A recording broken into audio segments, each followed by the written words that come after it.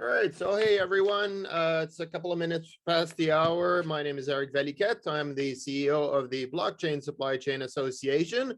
Welcome to today's session on third generation blockchains and how that is a great thing for sustainability. Today's guest with us today is Bill Kanza, and then we'll let Andrea introduce you to Bill, and Andrea Frossanini, who's our chapter president in Europe. So before the session starts, the obligatory sales pitch from myself. The Blockchain Supply Chain Association is a community of passionate people who want to help the supply chain industry understand blockchain technology. We do three things. We do some advocacy work, so we actively work on policies and standards. We do collaboration, so we work on specific projects, and we put partners together. And of course, we do education through sessions like this, our newsletters, some workshops, and we've even built a course for blockchain as it relates to supply chain. So we hope you enjoyed today's session. We are recording. We will be live streaming in a bit after I pass the baton over to Andrea. If you have questions, you can either use the chat or the Q&A. So feel free to ask Bill and Andrea any questions that you wish, and we'll reserve some time at the end to answer those questions. So with that being said, welcome again, Andrea. The floor is yours, my friend. Thank you so much, Eric. Pleasure to be here today as well. For those who are following us, not only on this, not only on Blockchain Supply Association. Since the start of 2022, we've been focusing deeper and deeper into the sustainability space and ESG space, of course.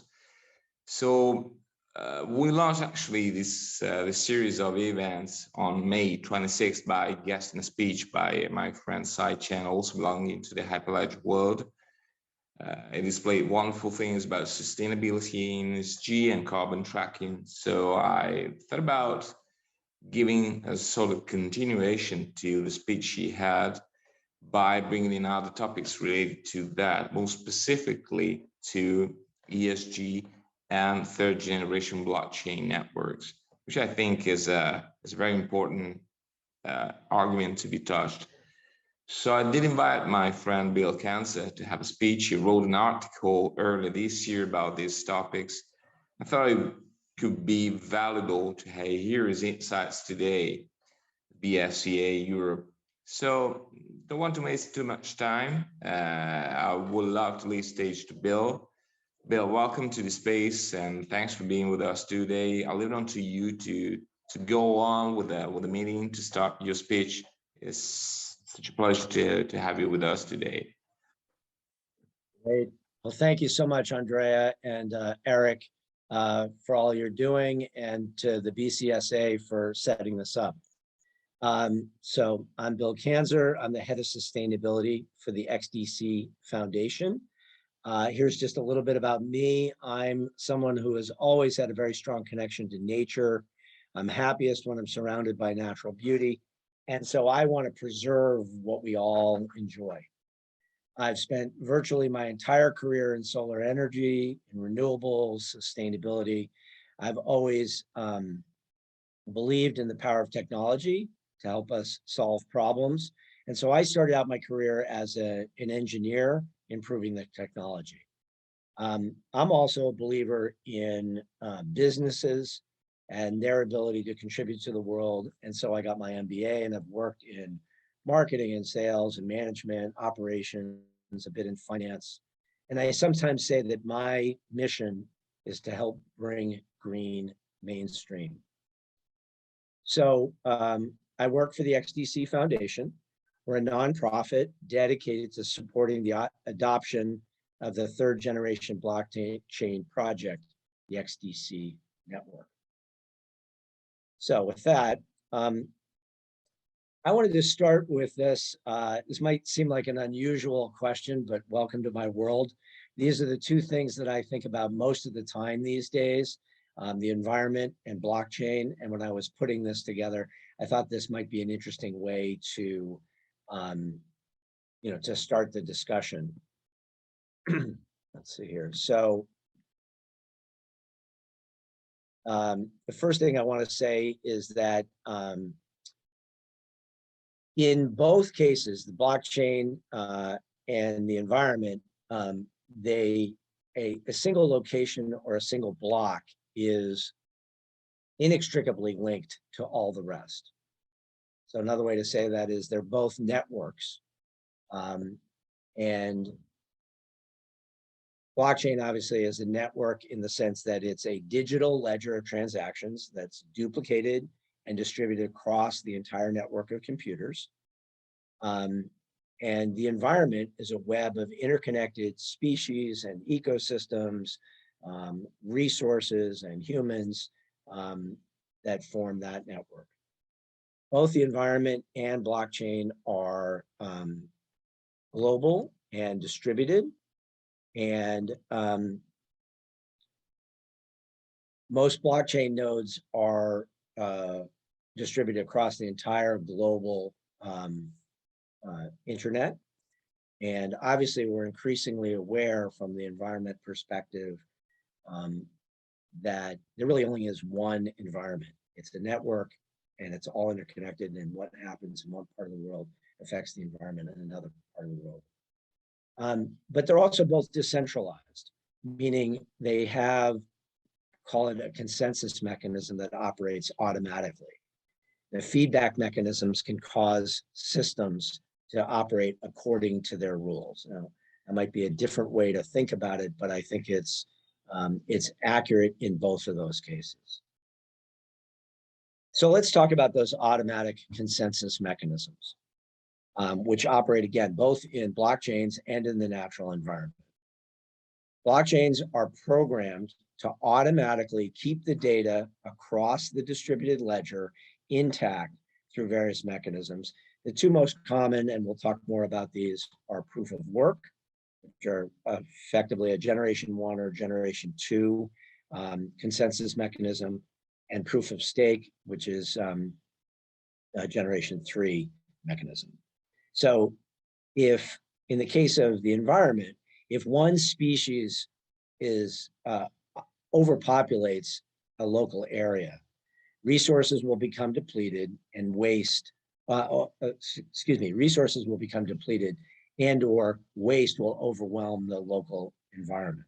So if you think about, near where I live in the backwoods of Maine, if there's an area where there are deer and the deer are not controlled by a predator or by hunting, then what can happen is the deer will overpopulate. They'll literally strip off the trees and the vegetation, and the carrying capacity of that area will become reduced, and therefore that will lower the ability for that population of deer to survive, and they will die back to a balance point again. So the environment has this built-in mechanism, sort of whether we like it or not, I guess is the way I would say it. Let's see what else here. So next slide. So let's talk about ESG. So environmental, social, governance metrics are used to measure the non-financial impacts of a company. From an environmental perspective, climate impacts is the one that we all think about all the time. We hear about energy, which is a contributor to climate impacts, but energy in itself, whether directly used by the business or, say, to produce electricity, which is then used by the business, waste, pollution, recycling, natural resource conservation, treatment of animals. These are all areas that we can put some metrics around to see how is the business doing with respect to environmental metrics. On the social scale and the social aspect, we've got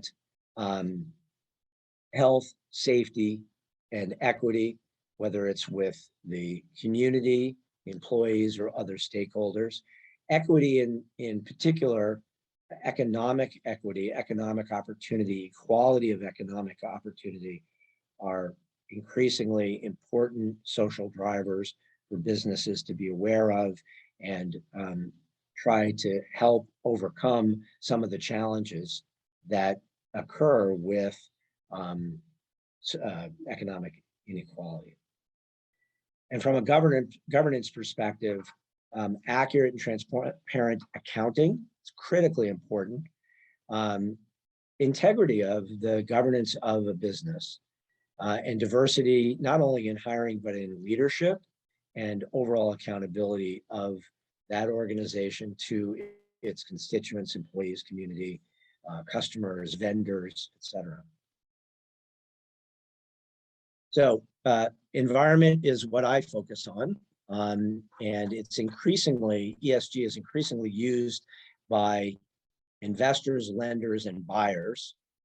And let's just talk a little bit about that. This is not a flash in the pan. ESG is not a fad or a short-term trend. Bloomberg said that ESG is upending the world's finance and investing as it moves from the periphery to the mainstream. McKinsey, the worldwide consultancy, said the growing evidence that sustainable corporate practices link closely to the performance is focusing investor and acquirer attention on ESG scores. The Economist, obviously the economic publication, said, at the end of this process, it will cease to exist as something separate from financial recording, but we will look back on the journey and wonder at the flat earth nature of where we are. ESG is just going to be incorporated into what businesses report on in terms of reporting and forecasting their success. So if we look at this in the investment community, global ESG assets under management, you can see, have grown sharply in the past and are projected to continue to grow sharply. I think this is pretty obvious when you look at financial aspects, you look at what are the winners and losers in equity markets, et cetera. Similarly, in the debt world, from an ESG perspective, we can see that there are now specialized categories of lending specifically targeted at ESG and sustainability.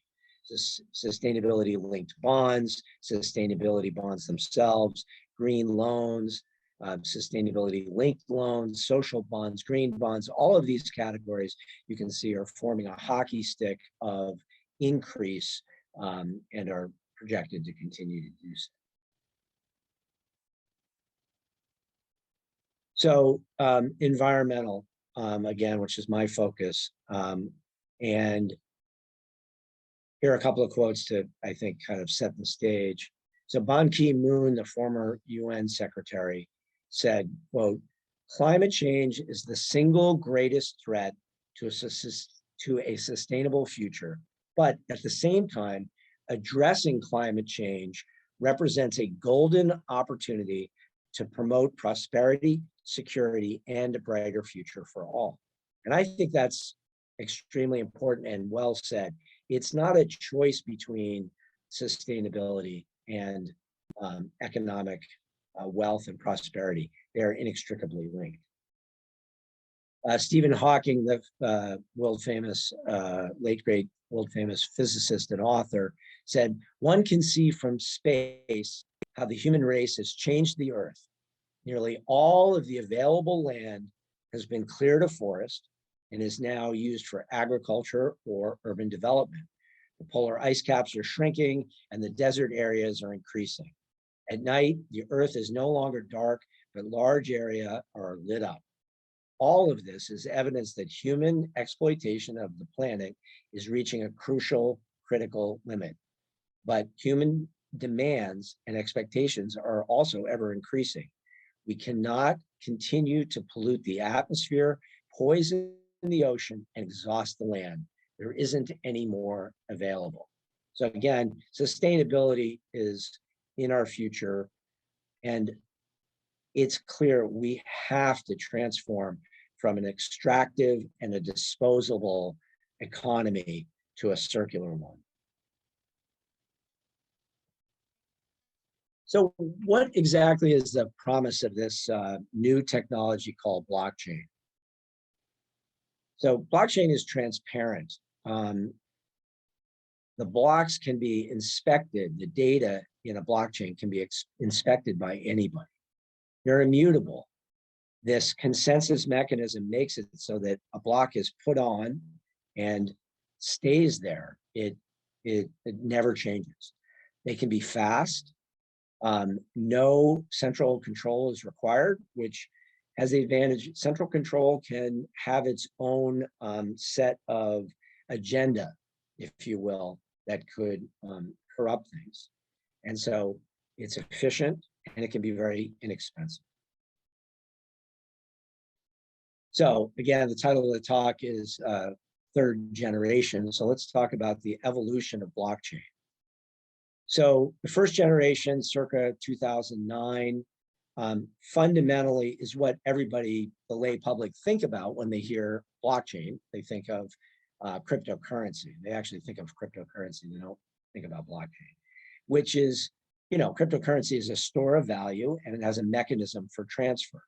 And obviously the leading example of that is Bitcoin. And as we will discuss more and more, proof of work is the consensus mechanism, and it has an impact from the first generation. So second generation primarily is thought of as Ethereum. And now, in addition to simply storing value, you can be storing data in a distributed, using distributed ledger technology. Now, second generation, circa 2015, also enabled smart contracts and distributed apps. Distributed apps are applications that, just as the database of blockchain is not contained in a single server or controlled by a single entity or monetized by that single entity, a distributed app similarly is spread out across the blockchain and is not controlled by an individual entity. So the example I use is, if you use an iPhone like I do, every app that's on your iPhone, every app in the iOS ecosystem goes through the iPhone App Store and is monetized by Apple. Apps on blockchains don't have to go through a single repository or be monetized by that central entity. The second generation still uses proof of work. The third generation, circa about 2017, can do the same things, but now has added other capabilities. It can be hybrid, which means not only can it be public, but the business can have some of the data in their own node private for them. And that's typically what happens. You have accounting data, you have public-facing accounting data, reports, P&Ls, balance sheets, and the like, and you have private, corporate, proprietary accounting data. And so a public-private blockchain like XDC can provide both of those. Forensics can be built in. So the blockchain is, again, programmed to have the data stay intact, but you still may want to be able to have audits. You may be able to want to see, how did this data get in here? What node put it in, et cetera. And so forensics can be built into XDC and some other third generation blockchains. And most importantly, third generation can be faster and lower cost, more secure. Very important. And it will help drive the productivity. So examples, as I said, are XDC and others. And a major difference is most use proof of stake, or in the case of XDC, delegated proof of stake. So let's talk a little bit about the blockchain evolution with respect to smart contracts. So Ethereum had started out and is still a dominant player in generation 2 and 3. It is generation 2. And there are over 47 million contracts developed on smart contracts developed on the Ethereum network. And the growth, though, has leveled off. And you can see here I'm going to point here, there we go. See here that the distinction between the growth rate and what Ethereum is doing, that gap is being filled in by third generation projects. And so that's part of, again, the data that suggests first has come in, second has come in, and now third generation is really starting to take hold. Another way to look at that same third generation increase is if you look at a distributed finance, DeFi, and you look at the total amount of value locked in, and you look at the percentage of that total value locked in by chain, you see that over 90% of the value used to be Ethereum, and now it's dropped considerably to say less than 50% or thereabouts. And that trend will continue. And so again, third generation projects are coming in and taking significant positions within the marketplace. So any new technology, as I've said, has promise and the potential of unintended consequences. So the example I use is technology has done a phenomenal job over the last century of increasing the productivity of arable land, increasing the productivity of farms. But the first generation improvement included tremendous use of chemical pesticides and chemical fertilizers. And there was a huge unintended consequence of poisoning air, water, and land. And as a result, subsequent generations have figured out more sustainable ways to do the farming, keep that productivity up, but have less of an unintended consequence of pollution and that kind of thing. So with blockchain, energy efficiency is vital, and the increase in energy usage by first and second generation blockchains is the unintended consequence. So climate change is simply this generation's greatest challenge. And burning fossil fuels to create electricity and heat and transportation is the single largest contributor to climate change.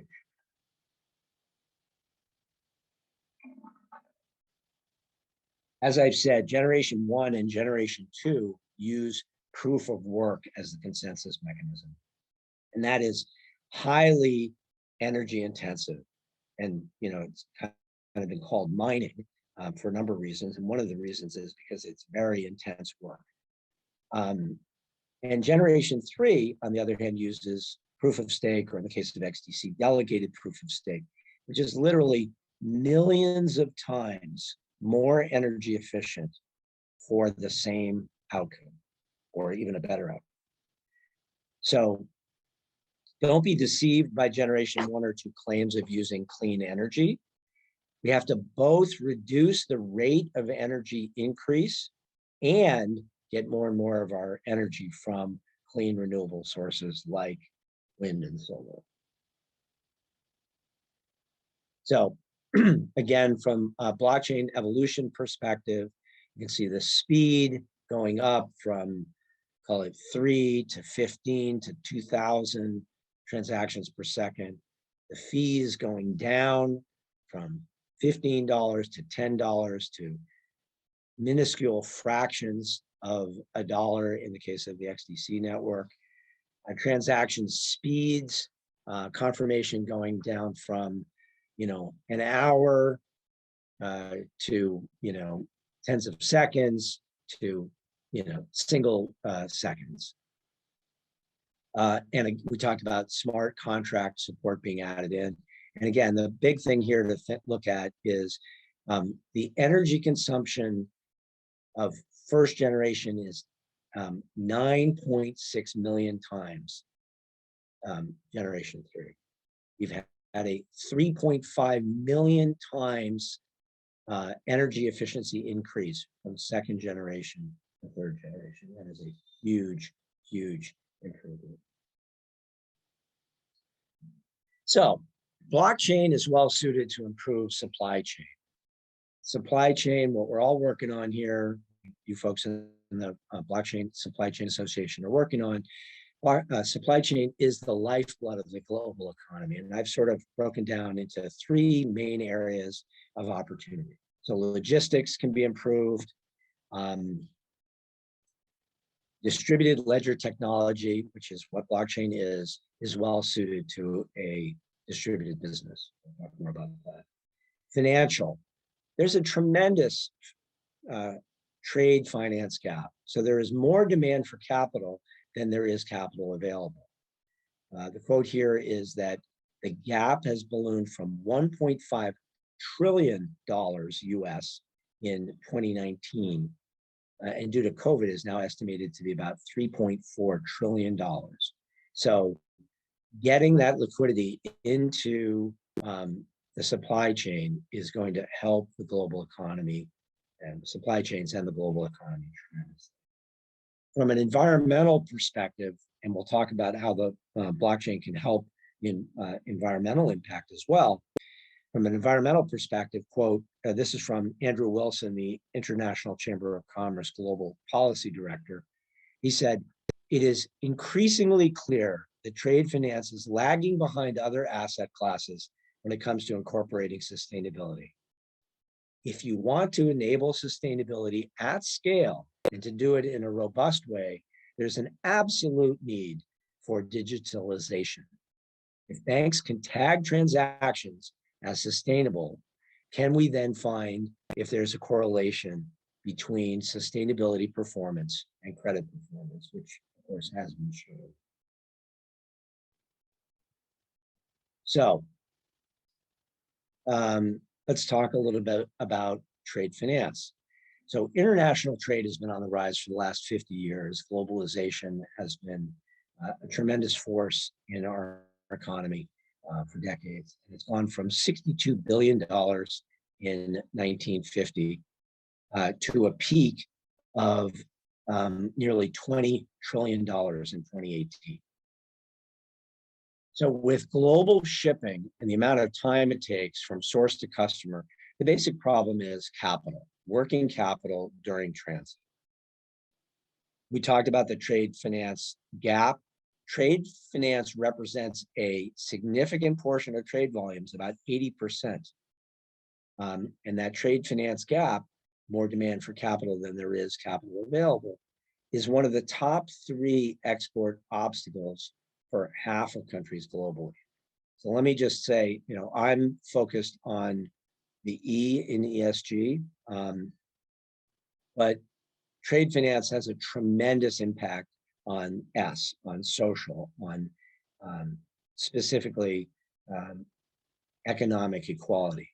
Those half of countries globally that really can use more capital for the supply chain, that half is mostly developing nations. So for developing nations to have good access to global markets, which will increase their stability, their sustainability, their economic viability, that is one of the benefits as we work through more and more trade finance and add liquidity into that system. It will improve developing nations' fortunes, literally.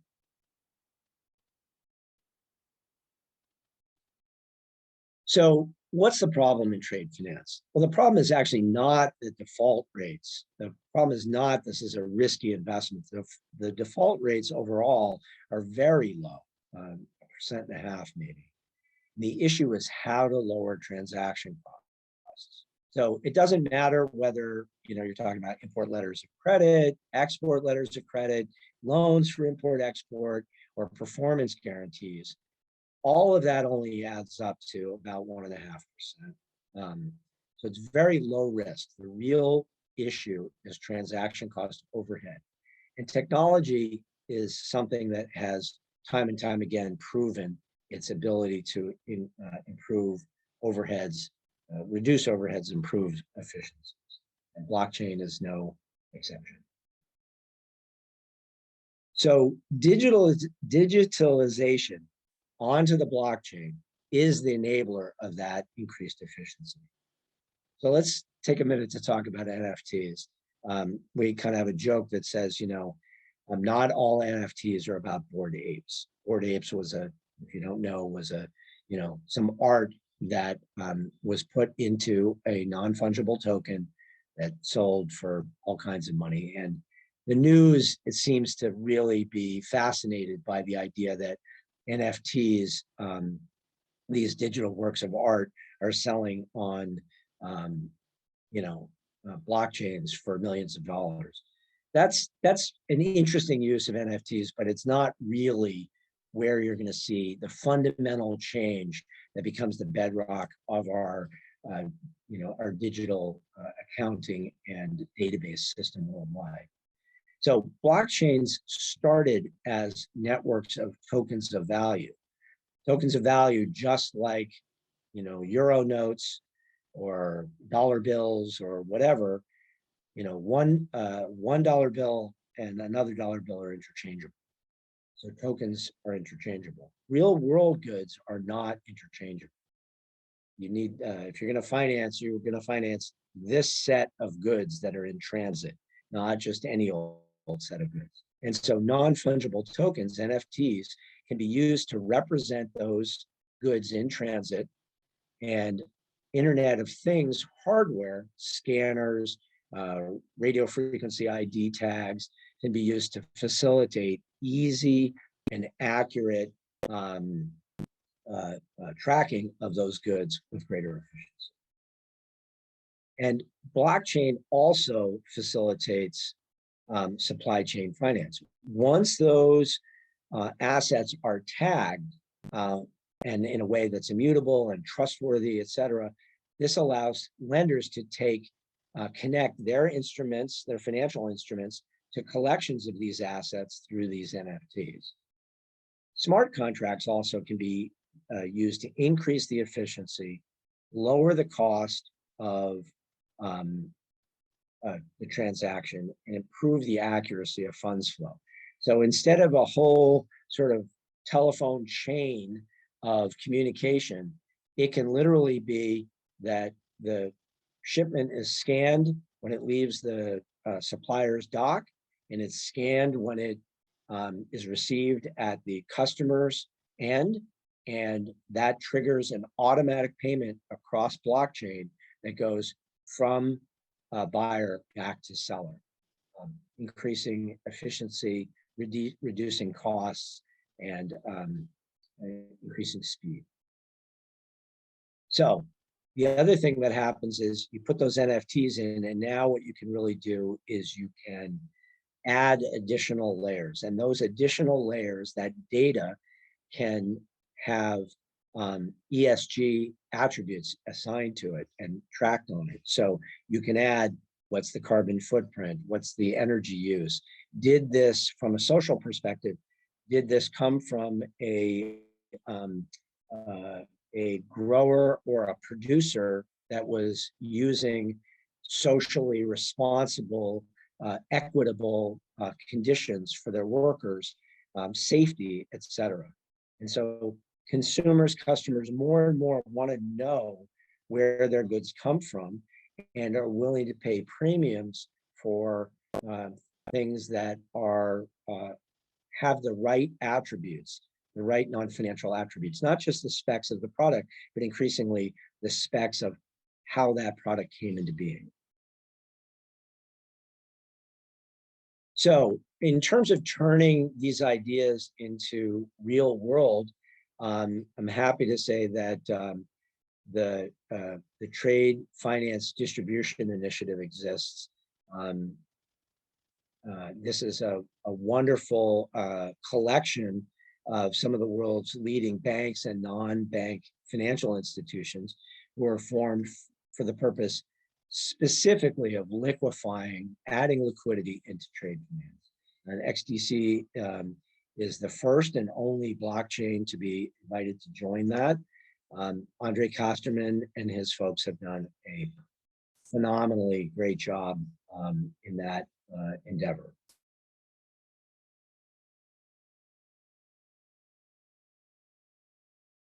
In addition, the Trade Tech is an individual company that is a member of the World Economic Forum and TFDI's founding member. They completed the first trade finance NFT transaction on the XDC network.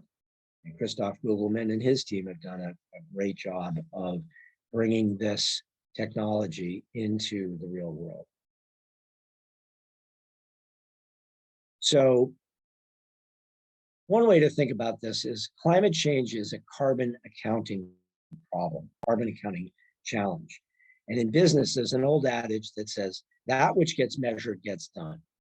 So blockchain technology can help us track, as I've talked about, the environmental impacts all along the supply chain. Carbon is being produced globally around the world, released into the atmosphere. That's the challenge. Countries are getting together at the COP conferences and promising to make reductions. Well, in order to make those reductions, we have got to have good carbon accounting. And so adding carbon accounting into the supply chain is critically important. Reductions in impact can facilitate overall business health. Again, ESG metrics actually are correlated to greater business health. Obviously, we're going to do everything we can to reduce, increase energy efficiency, reduce energy use, reduce carbon emissions, but some impacts cannot be further reduced, are instead going to be offset. And I could do an entire talk just on offsets. It's a fairly complicated area, but effectively, as long as offsets are not thought about completely obviating the need for reductions in impact, they can be very helpful. And of course, standards have to be met, and data accuracy must ensure that the offsets are correctly retired. And this is the same thing in the supply chain, that if you have an NFT that represents a real world good in transit, you can't reuse that NFT and resell it because it's made it to its destination, and that NFT has to be retired or burned or however you describe that. Similarly, carbon offsets can be used once and then have to be retired. And blockchain can help with all of this. It's for all of the reasons that I've described. So I started by asking about the similarities between the environment of blockchain. And here I'm talking about the parallel between the challenges of the global supply chain and the challenges of the global climate change challenge. And so there's a lot of data involved over long distances in both cases, both for blockchain and for carbon. And all of that data has to be kept straight, and we have to do everything we can to improve that data. And blockchain is an excellent solution. And so with that, I will say a big thank you to Andrea and Eric and the Blockchain Supply Chain Association for setting this up.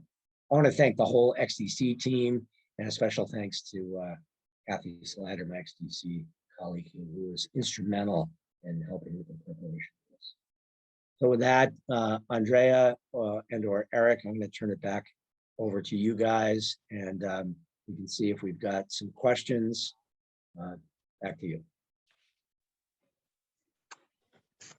Thank you so much, Bill. That was really, really interesting speech. It was great to see to link it in a broad picture, link, supply chain finance, trade finance to the whole stuff thing, and see how perfectly blockchain can fit into the space as glue between the two worlds.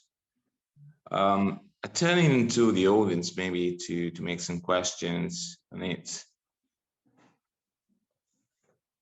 if any, between the attendant. We have a question in the Q&A from Anonymous, the world famous Anonymous. So we talk a lot about traceability by using blockchains, right? Something we hear often.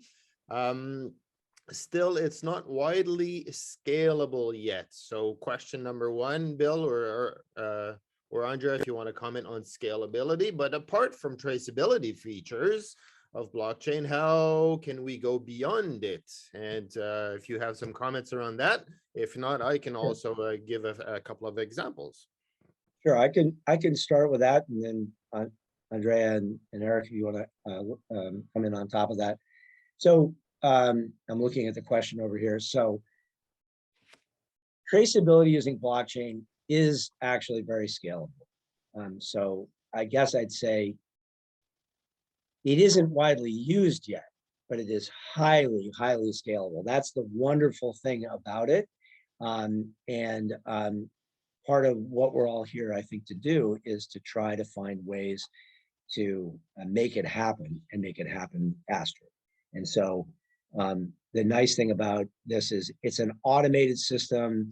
It's got traceability. And just as, if you want to think of, I think of the example as I go to the grocery store, and X number of years ago, there was a manual cashier typing in the price of everything. And now there's no manual cashier. Everybody is scanning every good that comes through, and that technology has been scaled and used everywhere. And so blockchain is very much like that. And I do think maybe what you're saying is it's not yet widely adopted, and what can we do to get it to be adopted more quickly? I think this forum is intended to help with that. That's my answer.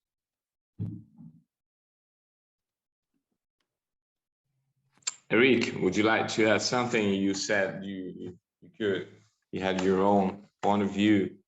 Absolutely. To Bill's comment, right? It is not widely used right now, but we are seeing tremendous momentum around actual use. We're seeing it in mining. We're seeing it in agriculture.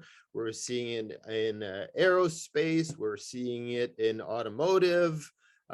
So the momentum around blockchain solutions in the real world is definitely accelerating. To answer the second part of the question, how do we use blockchain beyond just traceability? And traceability, again, is a fantastic, and telecommunications, thank you, Jack. How do we use it beyond traceability, which is a fantastic use case, of course, specifically in supply chain. I always am very proud to talk about the solution here in Canada offered by Walmart Canada and DLT Labs around reconciliation of freight payment processes, right? Has nothing to do with traceability. Walmart Canada uses 70 different trucking companies to carry their goods between their distribution centers and their stores. In the pre-blockchain world, they used to send manual invoices or spreadsheets around. So they would, pick up the goods, carry the goods, deliver the goods, send the invoice, fight over invoices that were probably incorrect because of XYZ reasons. Back and forth emails, then reconcile all these invoices and then pay the invoices, right? 11 steps, 70% of 500,000 invoices annually were in dispute. That's a lot of disputes. But by going on blockchain, they shifted the way that they see their data. Of course, they're using IoT, they're using smart contracts, but they're also using the distributed ledger and the single visibility window that they have between all these different partners, and it shifted the way they do the invoicing. So instead of doing something, invoicing, fighting over it, they do something, the invoice starts right away. The dispute mechanism was completely revamped because of the IoT devices, geolocation, and blockchain technology, trusted information between different partners. So the dispute actually was resolved before the shipment was actually completed and the transaction came to an end. By doing that, by shifting the way they saw their data, they were able to eliminate virtually 100% of these disputes. So from 70% of 500,000 shipments or 500,000 invoices down to below 1%. So that's another beautiful use case in supply chain, in transportation, in logistics for the use of blockchain and beyond traceability. So we just have to open our eyes. Yeah, let me reframe a little, by the way, Eric, your discussion, and I will end it up, the loop. Blockchain is indeed right fit for trade in general. We're talking about automation, we're talking about traceability, which of course embodies a large part in international trade. Think about all the documents connected to the origin. Blockchain brings in a kind of automation, so it creates a governance tool. You create another jurisdictional layer for all the players, stakeholders involved in international trade to interact between each other. So besides being scalable, blockchain has the possibility to create a smooth, scalable, and cross-jurisdictional environment for the stakeholders, especially the smallest one, to interact, to get their own way into the big picture. And that's, besides being scalable, besides being traceable, that's what the right fit is for blockchain, in my opinion. Being nowadays a long-term trade professional, this is the right fit. Bring it in, of course, ESG related issues and solve them, by the way.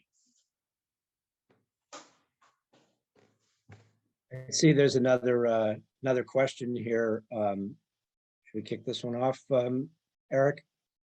Yeah, you bet.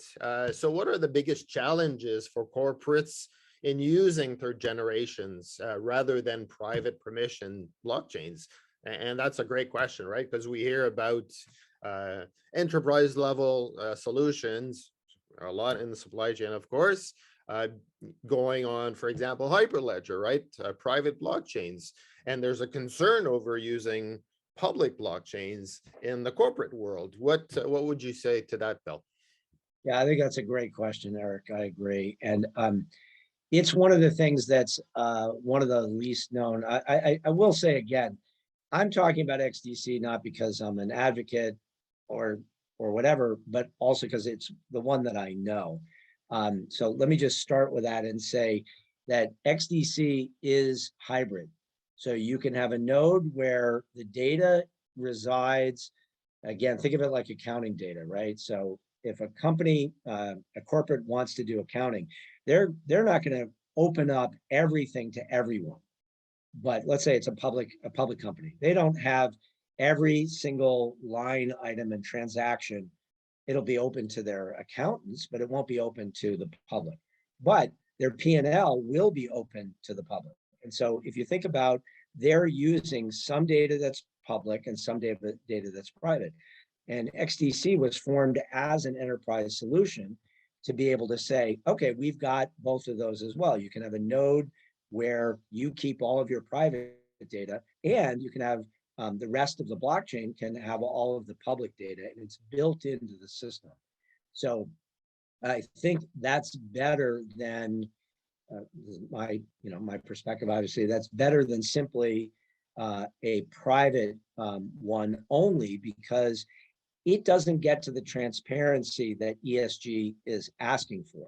If the data is literally on a public chain that anybody who wants to can interrogate it, that gives more credibility to it. And so there's an advantage to having the data that the public wants accessible. So that's my answer, is third generation allows hybrid, and particularly XDC.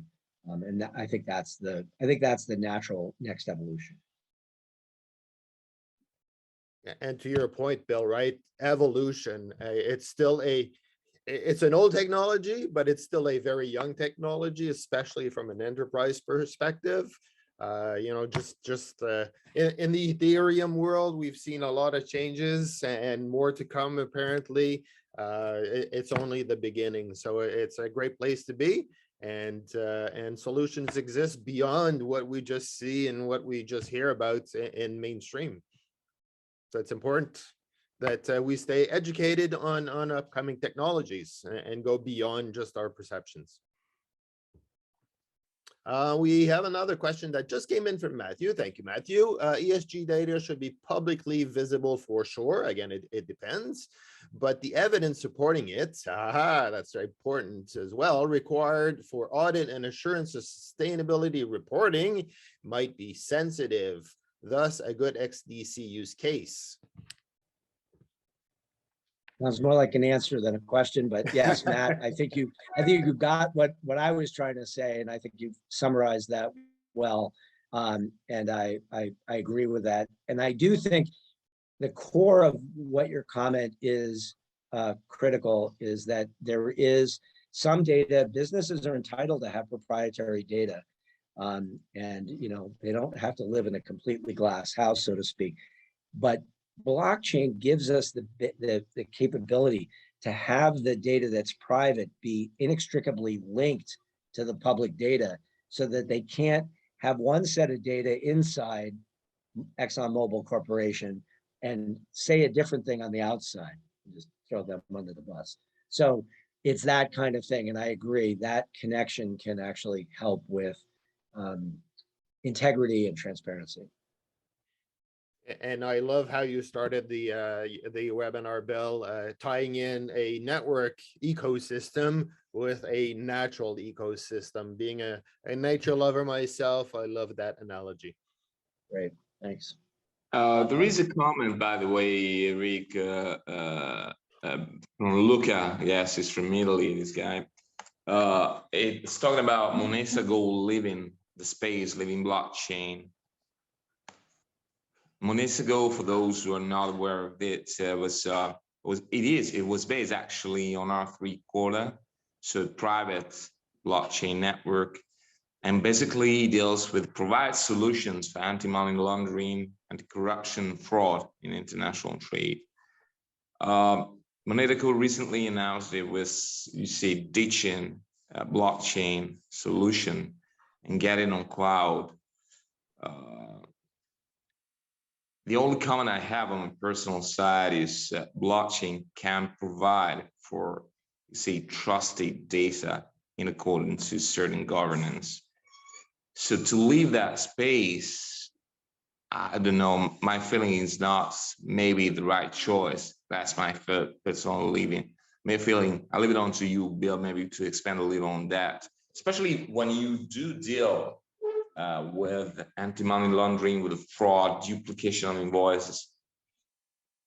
Indeed, that's right, where blockchain can step into massively. Yeah, I mean, I think if the question is about blockchain's applicability to solutions, I think it's widely applicable to a lot of solutions, and that doesn't mean everybody will adopt it all the time. It has these characteristics that are kind of built in. We're very early. Somebody said, one of my colleagues said, it's day one of blockchain. It's early. I can tell you, as somebody who was at not quite day one, but whatever, week one of solar energy, when I started in solar energy, nobody had solar energy on their house. Solar electricity, and now it's everywhere. And so I do think, and some people, will leave it or not use it. So I do think the capabilities of blockchain to do some of the things we've discussed here are really great. And it doesn't solve every problem automatically, seamlessly, and for every person or business. So I think that's part of my comment. Yeah, and I don't know about this company specifically, but blockchain's not the solution for everything, right? So I know we used to joke a few years ago, blockchain's going to change the world, right? It's going to take over everything. And now we know that's not true. That was about the hype more than anything else.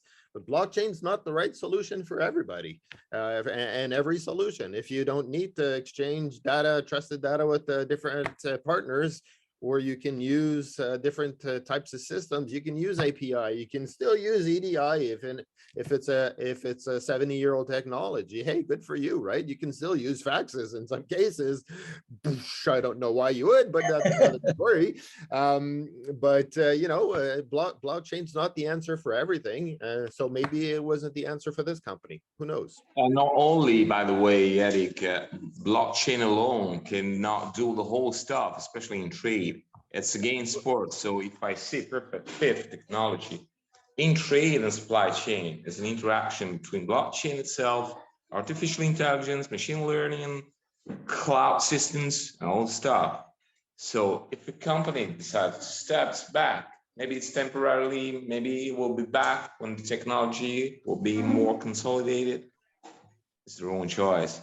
Yeah. For sure, this is first wave, so I expect more things, more bad news coming in the future, some good ones. So we're the infancy, we have to admit it. Yeah, I'd like to add one more thing. It just really occurs to me. We've obviously, we being broadly the blockchain and particularly cryptocurrency, have had some volatility of late. There's no question about it. And some people may see that as a nail in the coffin, or a bad sign or something. And I just remind people, I mean, those of us who lived through, the internet being invented and implemented, it was around in mid 90s, and people were starting to use it for email. And there was a tremendous, economic crash in 2000, the dot-com bubble burst. And lots of companies went out of business, and some people are like, oh, I'm not doing this internet thing. And here we are, 22 years later. So I think, people are going to come and go, but I don't think this technology is going to go away. I do think it is going to become the backbone, or a backbone, an important central part of data being used globally. It is foundational technology, and to your point, right? Us gray-haired people, we've seen come and go different technology, but it's an evolution and not just a take it or lose it kind of scenario. And speaking of evolution, we used to say blockchain. We're seeing a change of vocabulary around Web3. We saw Jack Dorsey talk about Web5 already, right? So it's day one in this new technology. Exciting times. I usually define this one as an evolution leading to a revolution, Rick. You and I were deeply involved into trade and supply chain. We know what we're talking about is the evolution from paper-based documents to bleeps, you see, and electronic records. So that's the evolution. But definitely in the middle term, this will lead to a revolution. So we're coming up to the top of the hour. Do we have any more questions from the audience? Nothing in the Q&A. Nothing in the chat so far. Some great comments in the chat, so feel free to add your points of view. I'd like to thank Andrea. Any last words before we go? And Bill, any last words? Well, last words from my side was just, let's say, the kickoff of a series of meeting that we're going to have. It's the very first one, by the way, Bill mentioned. The following one, 7th of July, we're going to have a special guest. We're going to have Mr. Andre Clusterman with us, talking about trade finance distribution initiatives. And this will lead to the following one, most probably in September, with trade tech people. Still have to have the wrong confirmation, but I'm pretty sure they're going to accept be with us. So take it as a very first beat of what we are doing shortly afterwards. Bill, if you want to conclude. I just want to say thanks again to everybody. Thanks to the participants for coming and for doing the work that you're doing to learn and to help us all implement this stuff, make the world a better place. Well said, Bill. Thank you very much. And thank you for our audience. Thank you, everyone. Again, we will be sending the slides out. We will be sending a link to our YouTube. We were live streaming on YouTube. Feel free to join our channel there at the Blockchain Supply Chain Association. We'll send out a little link for that as well. And if you have any questions, Bill's contact are right on screen. So feel free to reach out. I'm sure he'd be happy to answer your questions. So with that said, thank you very much. Enjoy the rest of your day and see you on the next one. See you next time. Thank Bye, you. everybody. Bye, Bill. Ciao. Ciao, Bill.